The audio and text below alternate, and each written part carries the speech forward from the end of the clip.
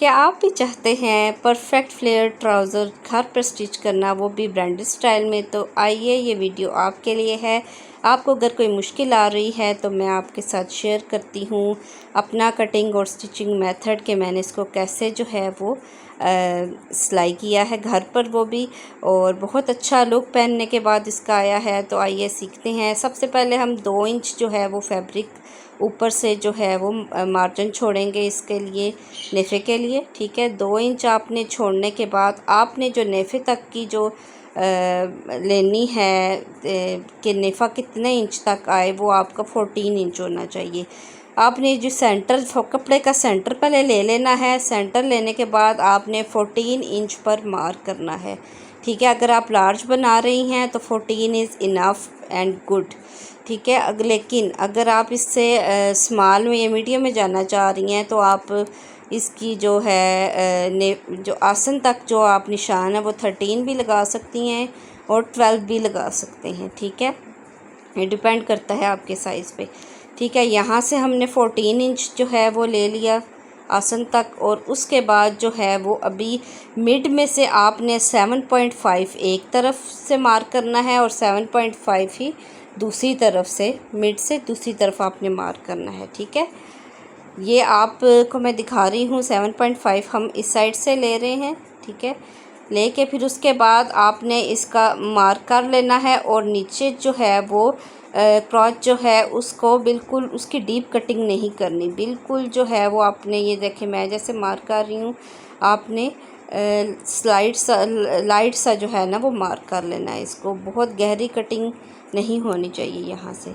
ठीक है, फिर अब मैंने इसको दूसरी साइड पे भी 7.5 मिड से 7.5 दूसरी साइड से भी कर लिया था। ठीक है, उसके करने के बाद जो है वो हम अब यहाँ से आसन वाली साइड से हम जो है मैं यूज़ कर रही हूँ मेजरिंग स्केल्स।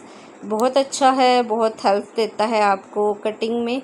तो आपके पास नहीं है तो आप मतलब हाफ इंच से जो है वो क्रॉच के पास से लेके और नीचे जो है वो इसको मार्क एयर लाइन शेप में कर सकते हैं नीचे तक। और जो दूसरी लाइन है, दूसरी साइड है, वहाँ से भी आपने जो हमने निशान 14 इंच 7.5 का वहाँ पे भी लगाया था। ठीक है, 14 इंच का, तो आप वहाँ से जो है वो सीधी लाइन ले जाए एयर लाइन की तरफ। एयर लाइन की तरह आप इसको मार्क कर लें। जैसे अब ये क्रॉच वाली साइड जो है वो हम कटिंग कर रहे हैं, आप देख सकते हैं। यहाँ तक मैंने कटिंग करके ऊपर से भी मैंने इसकी कटिंग कर ली थी। ठीक है, आपने यहाँ से इसकी जो कटिंग है ये बहुत ज़्यादा आसन की कटिंग बहुत ज़्यादा गहरी नहीं करनी। ठीक है, इससे जो है वो आपके प्लाज़ो में खिंचाव आ सकता है। अच्छा, अब मैं जो है ये दूसरी साइड में आपको बता रही हूँ। आपने एयर लाइन जो है वो कटिंग करनी है ऊपर तक। ठीक है, जहाँ पे आपका मार्क मैंने जैसे लगाया है वैसे आप मार्किंग कर लें और इसको नीचे तक एयर लाइन जो है वो कटिंग कर लें। ठीक है, यहाँ से मैं भी और इसको जो है वो थोड़ा एयर लाइन में करूँगी।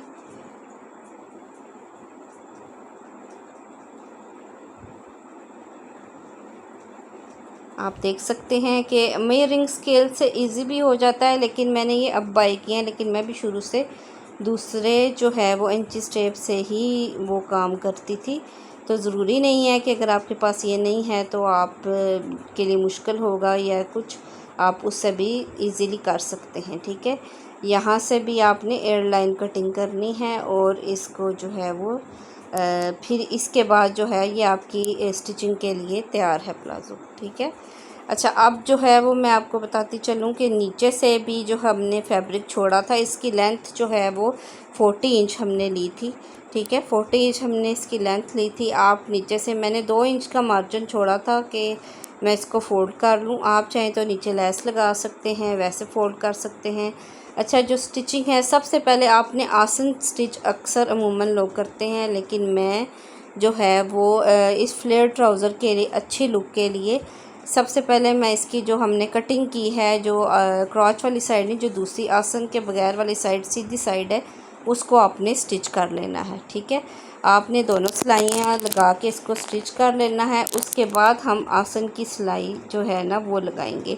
अभी मैं आपको शो करती हूँ। अभी ये मैं सिलाई लगा रही हूँ, जो सीधी सिलाइयाँ हैं हमारी जो है ना प्लाज़ो की, फ्लेयर प्लाज़ो की। ठीक है, इसके बाद हम आसन की सिलाई लगाएंगे। आप जो हैं वो आसन की सिलाई लगाने के बाद आप फिर इसके जो है वो ऊपर से जो बेल्ट वाली जगह होती है इलास्टिक वाली, ये देखें यहाँ से आपने इसकी जो सिलाइयाँ मैच करके और बिल्कुल कपड़े को बिल्कुल परफेक्ट तरीके से आपने इसको रखना है। ठीक है, और ये मैं यहाँ से आसन की सिलाई लगा रही हूँ। पहले एक की लगाई है, फिर दूसरी आसन की हमने सिलाई लगाई। इसके बाद आपने नेफ़े पे आ जाना है। नेफ़ा आपको पता है कि आपने जितना इलास्टिक आपने ऊपर डालना है उसके हिसाब से आपने उससे 1 या 2 पॉइंट जो है वो आपका नेफ़ा आपने फ़ोल्ड करना है। ठीक है, तो उसके जो है वो आपको मैं इसमें जो है वो इलास्टिक लगाने का भी तरीका बताऊंगी कि आपने इलास्टिक जो है वो किस तरीके से लगाना है, ताकि आपके घर पे, क्योंकि इलास्टिक तो 2-3 तरीके से जो है वो लगाया जा सकता है, लेकिन इसमें मैं आपसे डिफरेंट तरीका शेयर कर रही हूँ। बताइएगा अगर आपको कोई और तरीका भी सीखना है तो मैं आपको बता दूँगी। ये देखिए मैंने नाप लिया था कि इलास्टिक कितना है, उस हिसाब से मैंने जो है ये फैब्रिक फिर 1-2 पॉइंट जो है वो खुला रख लिया। अब हम ये सिंपली जो जिस तरह नेफ़ा फोल्ड करते हैं ऊपर वाला वो आप कर लें। ठीक है, ये हमने कर लिया है। अब इसके बाद आपने क्या करना है, जो आपका इलास्टिक है वो आपने जो है वो इस नेफ़े में अपना सिंपली जो है वो अपना इलास्टिक डाल लेना है। इलास्टिक डालने के बाद दोनों सिरों को पकड़ लेना है। पकड़ने के बाद आपने उनके मिड में 3-4 दफ़ा जो है वो सिलाइयाँ चला देनी है। ठीक है, 3-4 दफ़ा आपने सिलाइयाँ उसकी चलानी है ताकि वो पक्का हो जाए। मैं अभी आपको शो भी करती हूँ कि जो है वो किस तरीके से आपने इसको लेकर चलना है। अच्छा, यहाँ से नेफ़े का कपड़ा जो है वो यहाँ से सिलाई आपने थोड़ी सी छोड़ देनी है। और अब आप देख लें, दोनों तरफ आपने जो है वो इलास्टिक आपने पकड़ना है दोनों तरफ का, और इसको बिल्कुल आपने ध्यान रखना है कि आपका इलास्टिक बिल्कुल सीधा आए। अगर इसमें बाल आ गया तो फिर वो ठीक तरह से लगेगा नहीं और अच्छा भी नहीं आएगा।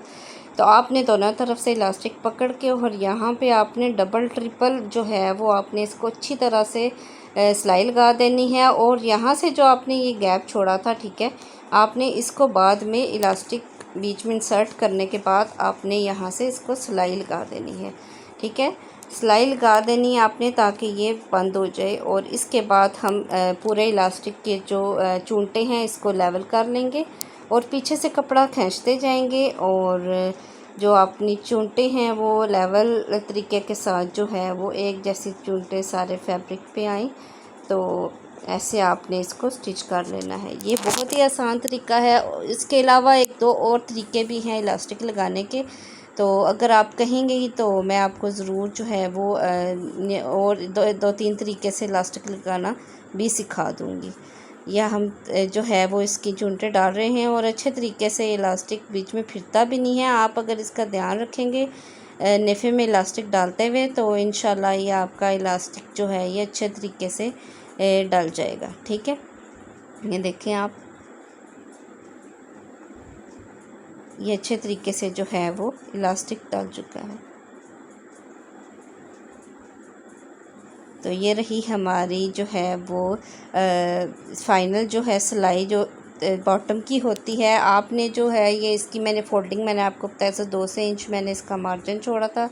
इसको आपने जो वो नीचे से फ़ोल्ड कर लेना है। फ़ोल्ड करने के बाद ये जो लास्ट जो सिलाई होती है, ठीक है, वो लगा लेनी है। आपने जो आसन से थोड़ा सा आगे आके इस सिलाई को रोक देना है और फिर दूसरे पोंचे से सिलाई शुरू करनी है। ये मैंने दूसरे पोंचे से सिलाई शुरू करके और इसको फिर आगे से मैंने डबल कर लिया था। ये देखिए आप, इस तरीके से जो है वो पक्की हो जाती है सिलाई। और ये रही हमारी फ़ाइनल लुक।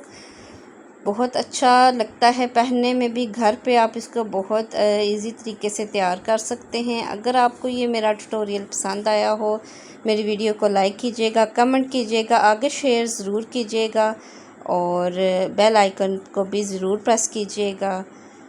अल्लाह हाफिज़।